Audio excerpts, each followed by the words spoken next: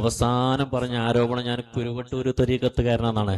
വല്ലാഹി വല്ലാഹി സുമ്മ വല്ലാഹി, എനിക്ക് കുരുവട്ടൂര് എന്ന് മാത്രമല്ല ഇരു സമസ്ത എന്ന് ഞാൻ പറയാൻ കാരണം കേരളത്തിൽ വലിയ പണ്ഡിത സഭ ഉള്ളതെന്ന് രണ്ട് സമസ്തകളാണ്. ഒന്ന് ബഹുമാനപ്പെട്ട സുൽത്താൻ ഉലമ, അതുപോലെ തന്നെ റയീസുൽ ഉലമ അവരുടെ നേതൃത്വത്തിലുള്ളത്, മറ്റ് സയ്യിദുൽ ഉലമ അതുപോലെ തന്നെ ആലിക്കുട്ടി ഉസ്താദ് അവരുടെ നേതൃത്വത്തിലുള്ള ലക്ഷങ്ങൾ അണികളുള്ളതാണ്. മറ്റൊന്ന് ബഹുമാനപ്പെട്ട ദക്ഷിണ കേരള, അവരെ കുറിച്ച് പിന്നെ എനിക്ക് അറിയില്ല, വലിയ ആലിമ്യങ്ങളാണ്, അടുത്ത ബന്ധമല്ല. അതുപോലെ തന്നെ ഹുജ്ജത്തുൽ ഉലമ നജീബ് ഉസ്താദിൻ്റെത്. സാധാരണയിൽ ഇങ്ങനത്തെ പേഴ്ച ത്വരീഖത്തുകളൊക്കെ എതിർക്കാറുള്ളത് ഈ രണ്ട് സംസ്ഥകളാണ് എൻ്റെ അറിവിൽ. അതുകൊണ്ട് ഞാൻ അങ്ങനെ പറഞ്ഞത്. ഏതായാലും ഒരു വ്യാജ ത്വരീഖത്തിലും ഇതുവരെ ഞാൻ പെട്ടിട്ടില്ല എന്ന് മാത്രമല്ല, ഈ ബുദ്ധില്ല കാലം അത്രയും ഒരു ത്വരീഖത്തിലും ഞാൻ പെടുകയുമില്ല. മാത്രമല്ല എൻ്റെ സ്വന്തം നാട്ടില് പിന്നെ 2-3 വർഷങ്ങൾക്ക് മുമ്പ്, അഥവാ AP വിഭാഗത്തിൽ തന്നെ ഞാനൊരു AP വിഭാഗം അനുഭാവിയായിരുന്നു. അതല്ലാതെ ഞാനൊരു സംഘടനയിലും ഉള്ള ആളല്ല, മെമ്പർഷിപ്പില്ല. കാരണം എനിക്ക് പല ഉസ്താദുമാരുണ്ട്. EK വിഭാഗത്തിൽ ഉസ്താദുമാരുണ്ട്, AP വിഭാഗത്തിൽ ഉസ്താദുമാരുണ്ട്, അതുപോലെ തന്നെ നിഷ്പക്ഷമായിട്ടുള്ള ഉസ്താദുമാരുണ്ട്. എന്റെ ഉസ്താദുമാരുടെ കൂട്ടത്തിൽ മെയിനായ ഉസ്താദാണ് ബഹുമാനപ്പെട്ട KK അബ്ദുറഹ്മാൻ മുസ്ലിയാർ കൊട്ടപ്പുറം. EK അസുമൂലിയുടെ മരുവന് പലർക്കും അറിയാമായിരിക്കും. ഉസ്താദിന് ഗ്രൂപ്പില്ല. ഉസ്താദിന്റെ അടുത്ത് ഞാൻ കൂടുതൽ കാലം പഠിച്ചിട്ടുള്ളത്. അതുകൊണ്ടായിരിക്കണം ഞാൻ ഒരു പണ്ഡിതന്മാരെയും കുറ്റം പറയാറില്ല. AP ഉസ്താദിനെ AP ഉസ്താദ് എന്നേ പറയാറുള്ളൂ. നേരെ മറിച്ച് ഇപ്പത്തെ ഞാൻ ചെറുശ്ശേരി ഉസ്താദ് എന്നേ പറയാറുള്ളൂ, ചെറുശ്ശേരിന്ന് ഞാൻ പറയാറില്ല. അത് ആ ശൈലിയിൽ തന്നെ. അതുപോലെ തന്നെ ഹുജ്ജത്തുൽ ഉലമ മുപ്പരി അങ്ങനെ തന്നെ പറയാനുള്ളൂ. പിന്നെ ദക്ഷിണ, അത് നമ്മൾ അടുത്തല്ലാത്തത് കൊണ്ട്, വ്യക്തിപരമായിട്ട് വലിയ അടുപ്പല്ലാത്തത് കൊണ്ട് ഓലെ പറ്റി ഞാൻ ഒന്നും പറയാറില്ല, അറിയാത്തത് കൊണ്ട്. അപ്പൊ അവസാനം പറഞ്ഞതാണ് യൂസുഫ്, ഓനെ വിശ്വസിക്കാൻ പറ്റൂല, കുരുവട്ടൂര് ത്വരീഖത്തുകാരനാണ്, അതുകൊണ്ട് കുരുവട്ടൂരിന്റെ ഏജന്റാണ്. സത്യത്തിൽ ഈ കുരുവട്ടൂരിന്റെ ത്വരീഖത്തിന്റെ നേതാവാകുന്ന ഹാഫിൾ എന്ന് പറയുന്ന വ്യക്തി, ഞാൻ മൂപ്പരെ നേരിട്ട് കണ്ടിട്ടില്ല. മൂപ്പര് സത്യത്തിലുള്ള ആളാണോ എനിക്കറിയില്ല, കള്ളത്വരീഖത്താണോ എനിക്കറിയില്ല. ഞാൻ അത്രയും നിന്നിട്ടുള്ളൂ. ഈ നിലപാടിൽ നിൽക്കണതിന് എന്ത് കുഴപ്പമുള്ളത്? നമ്മളെല്ലാവരും കേട്ടിട്ടില്ലേ ബഹുമാനപ്പെട്ട പിന്നെ ഹല്ലാജ് റളിയല്ലാഹു അൻഹു, അന്നത്തെ കാലത്ത് അന്നത്തെ ഉലമാ ആ ഹല്ലാജ് തങ്ങൾ പിഴച്ചവനാണെന്ന് പറഞ്ഞ് ഫത്വ കൊടുക്കുകയും വധിക്കപ്പെടുകയും ചെയ്ത വ്യക്തിയാണ്. പിന്നീട് ഒരുപാട് വർഷങ്ങൾക്ക് ശേഷം ജനിച്ച ബഹുമാനപ്പെട്ട ഖുതുബുൽ അഖ്താബ് മുഹീദ്ദീൻ ശൈഖ് തങ്ങൾ പറഞ്ഞു അദ്ദേഹം വലിയ മഹാനായിരുന്നു, ഖുതുബായിരുന്നു. അല്ലെ, ചിലപ്പോ അങ്ങനെയൊക്കെ സംഭവിക്കാം. എന്നാൽ അദ്ദേഹം ഖുതുബായിരുന്നു എന്ന് പറഞ്ഞ മുഹീദ്ദീൻ ശൈഖ് തങ്ങള് അന്ന് വിധിച്ച ആ ഉലമാഇനെ കുറ്റം പറഞ്ഞിട്ടുണ്ടോ? അതും നടത്തിയിട്ടില്ല. അപ്പോ ഒരു കാലത്ത് ഉലമാക്കള് അദ്ദേഹം ശരിയല്ല എന്ന് പറഞ്ഞ് ഫത്വ കൊടുത്തിട്ടുണ്ടെങ്കിൽ തന്നെ അദ്ദേഹം പേഴ്ചവനാകാം, പേഴ്ചത അല്ലാതെ ഇരിക്കാം. ഉലമാ അന്ന് കണ്ടത് പറഞ്ഞു എന്ന് മാത്രം. അതുകൊണ്ട് സമസ്തകൾ എതിർത്ത ത്വരീഖത്തിനെ ഞാൻ കുറ്റം പറയാൻ പോക്കില്ല. കാരണം എന്താ, ഞാൻ അതിനായിട്ടില്ല. നമ്മൾ കുറ്റം പറഞ്ഞില്ല എന്നുള്ളത് കൊണ്ട് നമ്മൾ ആ ത്വരീഖത്തിന്റെ ആളാകുന്നത് എങ്ങനെ? ഞാൻ ദർസിൽ പഠിച്ചതിന് ശേഷം ഒരുപാട് കാലം ഒരു ആത്മീയമായിട്ട് ഒരു ഷെയ്ഖ് ഉണ്ടാവണം എന്ന് ഞാൻ ആഗ്രഹിച്ചിരുന്നു. അതിന് പല സ്ഥലത്തും ഞാൻ പോയിട്ടുണ്ട്, സമീപിച്ചിട്ടുണ്ട്. പക്ഷെ എനിക്ക് റാഹത്തായത് എവിടെയും കിട്ടിയിരുന്നില്ല. പക്ഷെ മലപ്പുറം ജില്ലയിൽ ഏകദേശം കിഴക്കൻ ഏറനാടിന്റെ ഭാഗത്ത്, ഞാൻ അദ്ദേഹത്തിന്റെ പേരൊന്നും പറയുന്നില്ല, കാരണം നമ്മൾ വലിയ ആൾക്കാരായിരിക്കാം, ഞാൻ അവര് കുറ്റവും പറയുന്നില്ല, എഴുത്താനും അല്ല പൊന്തിക്കാനും അല്ല ഈ പറയുന്നത്.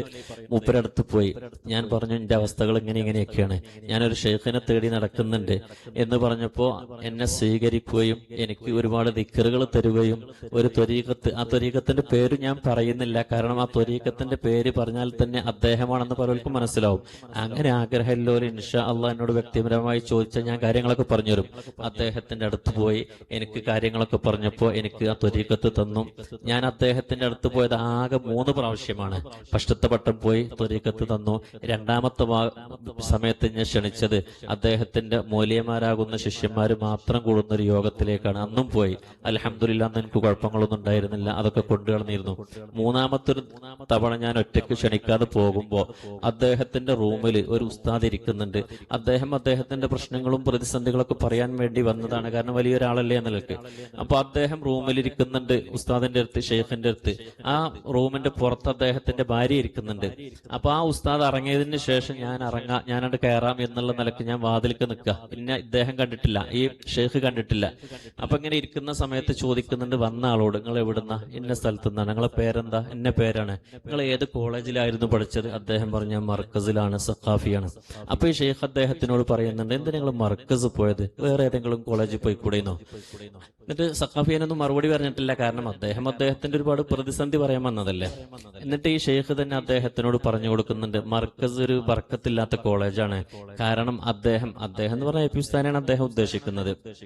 അദ്ദേഹം ഉസ്താദുമാർക്കെതിരൊക്കെ കേസ് കൊടുത്ത് കണ്ണിയത്ത് ഉസ്താദിനെ, ഷംസുലുലമിന്, ഞാൻ ഇവിടെ ഗ്രൂപ്പീസം പറയല്ലോ, അത് മനസ്സിലാക്കുകയും ചെയ്യരുത്, എന്റെ നിലപാട് ആദ്യങ്ങളോട് പറഞ്ഞിട്ടുണ്ട്. അദ്ദേഹം കണ്ണിയത്ത് ഉസ്താദിനെയും ഷംസുലുലമിനൊക്കെ കേസ് കൊടുത്ത് കോടതി കയറ്റിയാളാണ്. ആ പ്രായമുള്ള സമയത്ത് കണ്ണിയത്ത് ഉസ്താദിനെ നടക്കാനും ഇരിക്കാനും വയ്യാത്ത സമയത്ത് കോടതിയിലേക്ക് ഖസാലയിൽ വെച്ച് ഇരുത്തിക്കൊണ്ടുപോയ സന്ദർഭമൊക്കെ ഞാൻ ഓർക്കുന്നുണ്ട്. അപ്പൊ അവിടെ പോകാതെ വേറെ ഏതെങ്കിലും കോളേജ് തെരഞ്ഞെടുക്കാമായിരുന്നു എന്ന് ഈ ഷെയ്ഖ് ഈ സഖാഫിനോട് പറയുന്നത് ബിലാ വാസിത്ത ഞാൻ കേട്ടു. കാരണം എനിക്ക് പിന്നോട് വേറെ ഒരു തെളിവ് ആവശ്യമില്ലല്ലോ. അപ്പൊ ഞാനങ്ങനെ ചിന്തിച്ചു, ഒരു ഷെയ്ഖ് ആകണമെങ്കിൽ അദ്ദേഹം എ പി ഉസ്താദിന്റെ സംഘടനയിൽപ്പെട്ട ആളാകണം എന്ന് ഞാൻ വിശ്വസിക്കുന്നില്ല. ഈക്കക്കാരനാകണം എന്നും ഞാൻ വിശ്വസിക്കുന്നില്ല. ഒറിജിനൽ കറകളഞ്ഞ സുന്നത്തേമത്തിന്റെ ആളായാലും മതി, അത് ഏത് സംഘടനയായാലും വേണ്ടില്ല.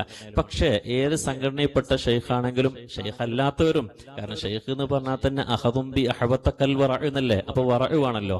ഒരു ഷെയ്ഖിന് എ പി ഉസ്താദിനെ കുറ്റം പറയാൻ വകുപ്പുണ്ടോ? ഇല്ല. കാരണം എന്താ, ഒരുപാട് ആലിമീങ്ങളെ വളർത്തി, ഉസ്താദിന്റെ മഹത്വം ഞാൻ ഇവിടെ പറയേണ്ട ആവശ്യമില്ലല്ലോ. ഇ കെ ഉസ്താദിനെ കുറ്റം പറയാൻ വകുപ്പുണ്ടോ? ഇ കെ ഉസ്താദിനെ കുറ്റം പറയാൻ വകുപ്പില്ല. കാരണം ഇ കെ ഉസ്താദും തന്നെ വലിയ ആലിമാണ്. ഉസ്താദിന്റെ വലുപ്പം ഞാൻ ഇവിടെ പറയേണ്ട ആവശ്യമില്ല. അപ്പൊ ഞാൻ മനസ്സിലാക്കിയിടത്തോളം ഷെയ്ഖ് എന്ന് പറയുന്ന ഒരു വ്യക്തി അത് ആരാണെങ്കിലും ശരി, എ പി ഉസ്താദിനെയും ഇ കെ ഉസ്താദിനെയും അതുപോലെ കണ്ണിയത്ത്, അതുപോലെ തന്നെ താജുൽ ഉലമ, അതുപോലെ തന്നെ സദഖത്തുൽ ഉസ്താദ്, അങ്ങനത്തെ ഒരു മഹാന്മാരെയും ഇകഴ്ത്താനോ കുറക്കാനോ ഒന്നും വകുപ്പില്ല. പിന്നെ അദ്ദേഹത്തിന്റെ ഉസ്താദുമാരിൽ നിന്നോ മശായിഖ്മാരിൽ നിന്നൊക്കെ കിട്ടിയ ദിക്റും ഔറാദായിട്ട് മുന്നോട്ട് പോകുക എന്നുള്ളത് മാത്രമേ പറ്റുള്ളൂ. അപ്പൊ ഞാൻ ചിന്തിച്ചു, അപ്പൊ എ പി ഉസ്താദിനെ പരസ്യമായിട്ട് ഇദ്ദേഹം ഇകഴ്ത്തി പറയുമ്പോ, നമ്മളാണെങ്കിൽ എ പി ഉസ്താദിനെ ബഹുമാനിക്കുന്ന ആളല്ലേ, പിന്നെ അദ്ദേഹത്തിന്റെ ദിക്റും ഔറാദും ചൊല്ലി ഞാൻ അദ്ദേഹത്തിന്റെ മുരീദാണെന്ന് പറഞ്ഞു നിൽക്കുന്നത് ശരിയല്ല എന്ന് ഞാൻ സ്വന്തം മനസ്സിലാക്കി. ഞാൻ പിന്നെ അന്ന് തന്നെ ഈ ഷെയ്ഖിനെ കാണാൻ നിന്നില്ല. ഞാൻ അവിടെ നിന്ന് ഇറങ്ങിപ്പോന്നു. 2014 അങ്ങനെ പിന്നെ ഞാൻ അവിടെ നിന്ന് ഇറങ്ങിപ്പോന്നു. മാത്രമല്ല അദ്ദേഹം എനിക്ക് തന്ന ഔറാദുകളൊന്നും ഞാൻ പിന്നെ അതിന് ശേഷം ചൊല്ലിയിട്ടില്ല. പിന്നെയും ഞാൻ ഷെയ്ഖിനെ കിട്ടാതെ ഇങ്ങനെ നടക്കുന്ന സമയത്ത് അൽഹംദുലില്ലാഹ് 2017 ഞാൻ പാണാവള്ളിയിലെത്തുന്നത്. അൽഹംദുലില്ലാഹ് പാണാവള്ളിയിലെത്തിയതിന് ശേഷം ഒരുപാട് സന്തോഷമാണ്. കാരണം എന്താ, ഉസ്താദ് പരിപൂർണ്ണ ഏൽപ്പിക്കാരനാണ്, അത് ഉസ്താദ് തന്നെ പറയാറുണ്ട്. പക്ഷെ ഉസ്താദിന്റെ ശിഷ്യന്മാരുടെ കൂട്ടത്തിൽ എല്ലാവരും ഉണ്ട്. ഉസ്താദ് ഞങ്ങളോട് അന്ന് പറഞ്ഞത് എന്താ, നിങ്ങൾ ഏത് സംഘടനയിൽപ്പെട്ടവരായാലും കുഴപ്പമില്ല, ലോകത്തുള്ള എല്ലാ ഷെയർ മുബാറക്കിനെയും ആദരിക്കുന്നത് പോലെ മർക്കസിലുള്ള ഷെയർ മുബാറക്കിനെയും ആദരിക്കണം എന്ന് മാത്രം. എന്നാൽ നിങ്ങൾക്ക് എന്റെ ക്ലാസ്സിലിരിക്കാം എന്ന് ഉസ്താദ് പറഞ്ഞു. നമ്മൾ മർക്കസിൽ എന്നല്ല, ഏത് ഷെയർ മുബാറക്കിനെയും അംഗീകരിക്കുന്ന കൂട്ടത്തിൽപ്പെട്ട ആളാണ് ഞാൻ കൊറോണ തുടങ്ങുന്നത് വരെ മർക്കസിലുള്ള ഷെയർ മുബാറക്കിന്റെ വെള്ളം വാങ്ങിയ വ്യക്തിയാണ്. ഇപ്പോഴും എന്റെ വീട്ടിൽ അത് ബറക്കത്തിന് വേണ്ടിയുണ്ട്. പിന്നെ എ പി ഉസ്താദിനൊക്കെ പരസ്യമായിട്ട് കുറ്റം പറയുന്ന, ഞാൻ ഓല് തെറ്റാണെന്നോ ഓല് ബാത്തിലാണെന്നോ എനിക്കത് പറയാൻ അവകാശമില്ല, ഞാൻ പറയുന്നില്ല. പക്ഷെ നമുക്കത് അംഗീകരിക്കാൻ കഴിയൂല എന്ന് മാത്രം. അങ്ങനത്തെ ഒരു വ്യക്തിയാകുന്ന എന്നെ തകർക്കാൻ വേണ്ടിയിട്ട്, കാരണം എന്നെ തകർക്കണം എന്താ, ഞാൻ കള്ളത്തൊരീക്കത്തേനാണെന്ന് പറഞ്ഞാൽ പ്രചരിപ്പിച്ചാല് പിന്നെ ഈ സംരംഭത്തിലേക്ക് ആൾക്കാർ വരുമല്ലോ, അതായിരിക്കും ഓലൊരു ഉദ്ദേശം. പിന്നെ എന്നെ ഇല്ലാതാക്കലും ഉദ്ദേശം ഉണ്ടായിരിക്കാം. എങ്കിലും ഞാൻ അങ്ങനത്തെ ഒരു ത്വരീഖത്തിലുമില്ല. ഞാൻ പാണാവള്ളി ഉസ്താദിന്റെ ത്വരീഖത്തിൽ മാത്രമാണ്. ഉസ്താദിന്റെ അടുത്ത് നിന്നാണ് എനിക്ക് ഖാദിരിയത്തും ജലാലിയത്തും ഒക്കെ കിട്ടിയിട്ടുള്ളത്. ആ അദ്കാർ മാത്രമാണ് ഉള്ളത്. അതുപോലെ തന്നെ മർക്കസിൽ ചെന്ന് ഞാൻ എ പി ഉസ്താദിനോട് എന്റെ ചില പ്രതിസന്ധികളൊക്കെ പറഞ്ഞ സമയത്ത് ഉസ്താദ് എന്നോട് പറഞ്ഞിട്ടുണ്ട്, അല്ലാഹുമ്മ സ്വല്ലി അലാ സയ്യിദിനാ മുഹമ്മദിൻ വഅലാ ആലിഹി വസഹ്ബിഹി വസല്ലിം എന്നുള്ള സ്വലാത്ത് 5 വഖ്തിനും മുടങ്ങാതെ 11 പ്രാവശ്യം ചൊല്ലിക്കമോന എന്ന് എ പി ഉസ്താദ് എന്നോട് പറഞ്ഞതിന്റെ ശേഷം ഞാൻ അതും ചെല്ലാറുണ്ട്. പിന്നെ എന്റെ വീട് തറക്കല്ലിടാൻ വേണ്ടിയിട്ട് എന്റെ വീടിന് 6 മൂലകളാണുള്ളത്. ഈ 6 മൂലകളും 6 ദിവസം തറക്കല്ലിടാൻ വേണ്ടി ഞാൻ തീരുമാനിച്ചു. കാരണം 6 ദിവസത്തെയും ബറക്കത്ത് കിട്ടട്ടെ എന്ന് കരുതിയിട്ട്. കാരണം ഞാനൊരു അസ്മാഇന്റെ കിതാബിൽ കണ്ടു, ഇന്ന ദിവസം തറക്കല്ലിട്ടാൽ ഇന്ന പ്രത്യേകത, ഇന്ന ദിവസം തറക്കല്ലിട്ടാൽ ഇന്ന പ്രത്യേകത. 6 ദിവസങ്ങളാണ് അതിൽ കൊടുത്തിട്ടുള്ളത്. അപ്പൊ 6 ദിവസവും ഞാൻ തറക്കല്ലിടാൻ വേണ്ടി തീരുമാനിച്ചു. അതിനു വേണ്ടിയിട്ട് ഏതായാലും തറക്കല്ലിടണല്ലോ. അതിനു വേണ്ടിയിട്ട് കരുവാരുകൊണ്ട് പുഴയിൽ പോയി നല്ല രസമുള്ള നല്ല ഏകദേശം 1 കിലോ ഭാരം വരുന്ന കല്ലുകൾ 6 ഞാൻ എടുത്തു, കഴുകി വൃത്തിയാക്കി. ഞാൻ നേരെ മർക്കസിൽ വിളിച്ചു അന്വേഷിച്ചു, ഉസ്താദ് ഉണ്ടാകുന്ന ദിവസം ഏതാ. അപ്പൊ എന്നോട് പറഞ്ഞു ഇന്ന ദിവസം വന്നോളൂ. ഞാൻ ആ ദിവസം പോയി മർക്കസിൽ ചെന്നു. എന്റെ തറക്കല്ല് ഫസ്റ്റത്തെ തറക്കല്ല് മന്ത്രിച്ചു തന്നത് ബഹുമാനപ്പെട്ട സുൽത്താനുൽ ഉലമ ഉസ്താദാണ്. ഉസ്താദിനെ അംഗീകരിക്കുന്നില്ലെങ്കിൽ അഥവാ ഉസ്താദിനെ എതിർക്കുന്ന ആളാണെങ്കിൽ ഞാൻ അതിന് പോകുമോ? രണ്ടാമത്തെ തറക്കല്ലിടേണ്ട ആ കല്ലിനക്ക് ബഹുമാനപ്പെട്ട റഈസുൽ ഉലമ സുലൈമാൻ ഉസ്താദാ. 2016-17 സമയത്താണ് എന്റെ വീടിന്റെ പണി നടക്കുന്നത്. റഈസുൽ ഉലമ. മൂന്നാമത്തെ കല്ല് ഞാൻ മന്ത്രിച്ചത് പകര ഉസ്താദ്. കാരണം എന്താ? പകര ഉസ്താദ് ഞാൻ മനസ്സിലാക്കിയ കൂട്ടത്തിലെ ആലിമ്യങ്ങളുടെ കൂട്ടത്തിൽ വലിയ ആലിമാണ്. അതിന്റെ അർത്ഥം മറ്റോലൊന്നും വലുതല്ല എന്നല്ല കേട്ടോ. പകര ഉസ്താദ് വലിയൊരു മുഖലിസായിട്ട് എനിക്ക് പലപ്പോഴും അനുഭവപ്പെട്ടിട്ടുണ്ട്. അത് അടിസ്ഥാനത്തിൽ പകര ഉസ്താദിന്റെ അടുത്ത് ചെന്നു. പകര ഉസ്താദ് മടിച്ചു. പക്ഷേ എങ്കിലും എന്റെ നിർബന്ധത്തിന് വേണ്ടി മന്ത്രിച്ചൂതി തന്നു. സുലൈമാൻ ഉസ്താദും മന്ത്രിച്ചൂതി തന്നു. സുലൈമാൻ ഉസ്താദും പറഞ്ഞു. ഉസ്താദിന്റെ അടുത്ത് ചെന്ന സമയത്ത് ബഹുമാനപ്പെട്ട പാണാവള്ളി ഉസ്താദിന്റെ ഒക്കെ ഇജാസത്ത് പ്രകാരം നിർദ്ദേശപ്രകാരം ഞങ്ങൾക്കൊക്കെ റിയാദകൾ വിടാനൊക്കെ ഒരു മാല ഉസ്താദ് നിർദ്ദേശിച്ചിരുന്നു. കൂക്കിന്റെ തസ്ബീഹ് മാല. അതും ഞങ്ങൾ വാങ്ങിയിട്ടുണ്ട്. ഉസ്താദിന്റെ അടുത്ത് ചെന്ന സമയത്ത്, കാരണം ഉസ്താദ് പറയാറുണ്ട് നിങ്ങൾ ആലിമീങ്ങളെടുത്തും അതുപോലെ തന്നെ മുസ്തജാബു ദഅവാത്ത് ഓരോരുത്തൊക്കെ പോകുന്ന സമയത്ത് മാല കൊടുക്കണം, അവരിൽ നിന്ന് നിങ്ങൾ മന്ത്രിക്കണം, ആ മാല തിരിച്ചു വാങ്ങണം എന്നൊക്കെ പറയാറുണ്ട്. അതിന്റെ സ്ഥാനത്തിൽ സുലൈമാൻ ഉസ്താദിന്റെ അടുത്ത് ഞാൻ മാത്രമല്ല, അന്ന് സക്കരിയ ജസീറിന്റെ തുണക്കാരൻ സുഹൃത്ത് കൂട്ടത്തിലുണ്ടായിരുന്നു. സുലൈമാൻ ഉസ്താദാണ് ഒന്ന് മന്ത്രിച്ചു തന്നത്. മറ്റൊന്ന് വയനാട് കാളി അസം മുസ്ലിയർ, പഴയ കാളി നീലാഞ്ചേരി അസം മുസ്ലിയർ ഉസ്താദിന്റെ വീട്ടിൽ പോയി. കാരണം ഉസ്താദ് എന്റെ കുടുംബമായിട്ട് അടുത്ത ബന്ധമുള്ള ആളാ. എന്റെ വാപ്പ അദ്ദേഹവും ഒരു മുസ്ലിയരായിരുന്നു, ഒരു ഉഖ്റവിയായ ആലിമായിരുന്നു. മരണപ്പെട്ടു 25 വർഷം മുമ്പ്. അന്ന് എനിക്ക് 17 വയസ്സായിരുന്നു. ഉപ്പ മരിക്കുന്ന സമയത്ത് അസം മുസ്ലിയരുടെ തുണക്കാരനും ദർസിൽ ശരീക്കുമായിരുന്നു. അള്ളാഹു താല ഉപ്പാന്റെ ദർജ വർദ്ധിപ്പിക്കട്ടെ, ഖബറിൽ സന്തോഷം നൽകട്ടെ. നമ്മളെ മജ്ലിസൊക്കെ ഒൽക്ക് അള്ളാഹു താല സന്തോഷത്തോടു കൂടി വീക്ഷിക്കാനുള്ള എല്ലാവിധ തൗഫീഖാത്തുകളും നൽകി അനുഗ്രഹിക്കട്ടെ. അവരോടുകൂടെ നമ്മൾ അള്ളാഹു താല സ്വർഗത്തിൽ ഒരുമിച്ച് കൂട്ടട്ടെ.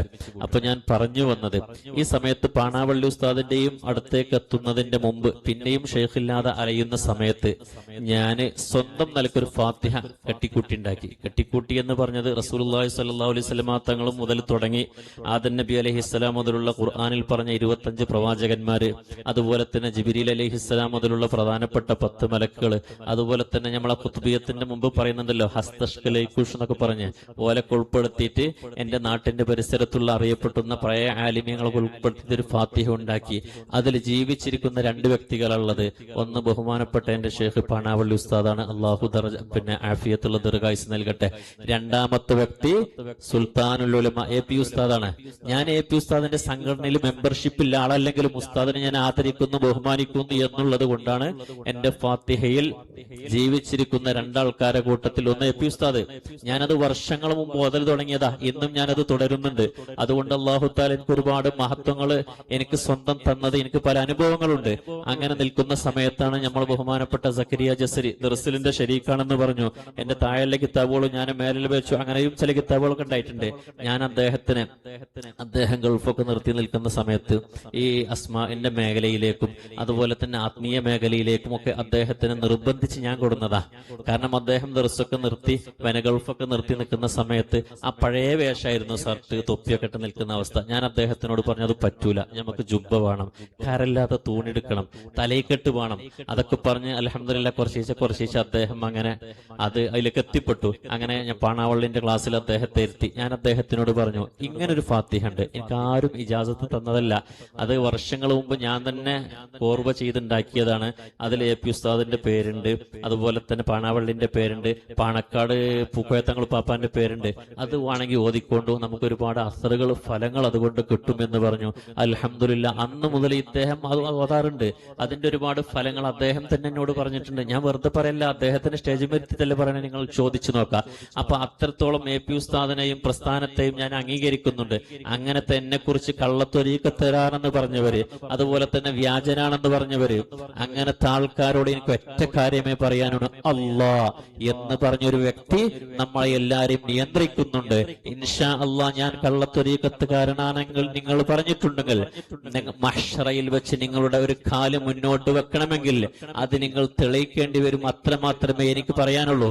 ഈ പ്രചരണം നടക്കുന്ന സമയത്ത് ചില ഉസ്താദുമാര്, ഒരു 3-4 ഉസ്താദുമാര് എനിക്ക് വിളിച്ചിട്ടുണ്ട്, അല്ല യൂസുഫെ നിങ്ങളെ കുറിച്ച്, നിങ്ങളെന്ന് പറയാൻ ചിലവര് സ്വാഭാവികമാണല്ലോ, നിങ്ങളെ കുറിച്ച് ഇങ്ങനെ ഒരു പ്രചരണം നടക്കുന്നുണ്ട്, നിങ്ങൾ അങ്ങനെ ആ ത്വരീഖത്തിൽ നിങ്ങൾക്ക് വല്ല ബന്ധമുണ്ടോ? ഞാൻ പറഞ്ഞു എനിക്ക് അങ്ങനത്തെ ഒരു ബന്ധമൊന്നുമില്ല. ഇങ്ങനെ പറയുന്നുണ്ടല്ലോ, പറയണവർക്ക് ബന്ധം പറഞ്ഞൂടെ? ആയിഷ ബീവിനെ ഖദഫ് പറഞ്ഞ മനുഷ്യന്മാരാണ്, പിന്നെ അതിന്റെ പിൻഗാമികൾക്ക് എന്തും പറഞ്ഞൂടെ? അപ്പൊ എനിക്ക് അങ്ങനത്തെ ഒരു ത്വരീഖത്തിലും ബന്ധമല്ല. ഓല അതിന്റെ സത്യം മനസ്സിലാക്കി. പക്ഷെ സത്യം പറഞ്ഞു കൊടുത്തിട്ടും മനസ്സിലാക്കാത്ത ഒരുപാട് ആൾക്കാരുണ്ട്. എന്റെ സങ്കടം എന്താണെന്നറിയോ? ഇതിൽപ്പെട്ട ഒരുപാട് ആൾക്കാർ ഓല പണ്ഡിതന്മാരാണ്, മൂല്യന്മാരാണ്, ബിരുദധാരികളാണ്. പലോലും എനിക്കറിയാം. ആരാണത് പ്രചരിപ്പിച്ചത് എന്നുപോലും എനിക്കറിയാം. പക്ഷെ ഞാൻ അവരോടൊന്നും എന്ന് ചോദിക്കാൻ പോയിട്ടില്ല. ഓലോടൊക്കെ ഞാൻ തിരുത്തി പറഞ്ഞിട്ടുണ്ട്. പക്ഷെ പിന്നെയും അദ്ദേഹം കുരുവട്ടൂരുകാരനാണ്. അദ്ദേഹത്തിന്റെ ഈ കുരുവട്ടൂരിന്റെ പ്രവർത്തനങ്ങളൊക്കെ അദ്ദേഹം നടത്തുന്നത് മണ്ണാർക്കാട് കേന്ദ്രീകരിച്ചിട്ടാണ്. അങ്ങനെയും ഒരു ആരോപണം ഞാൻ കേട്ടു. മണ്ണാർക്കാട് കേന്ദ്രീകരിച്ചു എന്ന് ഇവർ പറയാൻ കാരണം എന്താ? മണ്ണാർക്കാട് നമ്മൾ നേരത്തെ പറഞ്ഞ ദാറുൽ ഫുർഖാൻ സ്ഥാപനം, ആ സ്ഥാപനത്തിലെ മണ്ണാർക്കാട് എനിക്ക് ബന്ധമുള്ളൂ, വേറൊന്നുമില്ല. അപ്പൊ അങ്ങനെ ഒരു പ്രചരണം കേട്ടപ്പോ ഞാന് പിന്നെ അവിടുത്തെ മാനേജർ റഫീഖ് സഖാഫിക്ക് വിളിച്ചു. അദ്ദേഹത്തിന്റെ കോള് അദ്ദേഹത്തോട് പറഞ്ഞു, ചെറിയൊരു ആവശ്യത്തിന് വേണ്ടി റെക്കോർഡ് ചെയ്യുന്നുണ്ട് എന്ന് പറഞ്ഞിട്ട് എന്നെ വിളിച്ചത്. ആ റെക്കോർഡ് ഞാൻ ഇവർക്ക് വിട്ടുകൊടുത്തു. അപ്പൊ അദ്ദേഹം പറഞ്ഞു, കാരണം അദ്ദേഹം ഞാനും 2002-2003 മുതലുള്ള ബന്ധമാണ്. അദ്ദേഹം പറഞ്ഞു, ഒത്തിരി കാലങ്ങളൊപ്പം നടന്നിട്ട് നിങ്ങൾ അങ്ങനെ ഒരു വ്യാജ തരീഖത്തിലും ഉള്ളതായിട്ട് ഞാൻ അറിവില്ല എന്ന് പറഞ്ഞു. അപ്പൊ എനിക്ക് അങ്ങനത്തെവരോടൊക്കെ ഒരൊറ്റ കാര്യം അപ്പൊ പറയാനുള്ളൂ, തകർക്കാൻ വേണ്ടി നിങ്ങളൊന്നും പറയണ്ട. കാരണം ഇതെല്ലാം കാണുന്ന വീക്ഷിക്കുന്ന അള്ളാഹു എന്ന് പറഞ്ഞ ഒരുത്തനുണ്ട്. ഈമാനോടുകൂടി മരിക്കണോ എങ്കിൽ ആ വ്യാജ പ്രചരണങ്ങളെല്ലാം നിർത്തി നിങ്ങൾ ആരോടൊക്കെയാണോ ഞാൻ വ്യാജനാണെന്നും കുരുവട്ടൂരുകാരനാണെന്നും കള്ളനാണെന്നും പലതും പറഞ്ഞിട്ടുണ്ട്, അതൊക്കെ ഇൻഷാ അള്ളാഹ് ആഖിറത്തിൽ രക്ഷപ്പെടണമെങ്കിൽ പൊരുത്തപ്പെടിപ്പിച്ചോളൂ എന്ന് മാത്രമേ എനിക്ക് പറയാനുള്ളൂ. ഞാൻ അള്ളാഹു താല ഇപ്പോൾ എനിക്ക് തന്ന ഈ ബുദ്ധിയുള്ള കാലത്തോളം ഒരു വ്യാജ തരീഖത്തിലും ഞാൻ പോകൂല. എനിക്കിപ്പോ അള്ളാഹു താല തന്ന നല്ല പിടിവള്ളിയാണ് പാണാവള്ളി, അത് തന്നെ ധാരാളമാണ്. അള്ളാഹു അങ്ങനത്തെ മഹാന്മാരുടെ കീഴിൽ നമുക്ക് ജീവിക്കാനും അവരുടെ ഔറാദുകളും അദ്കാറുകളൊക്കെ കൊണ്ടെടുക്കാനുള്ള വലിയ തൗഫീഖ് നൽകട്ടെ.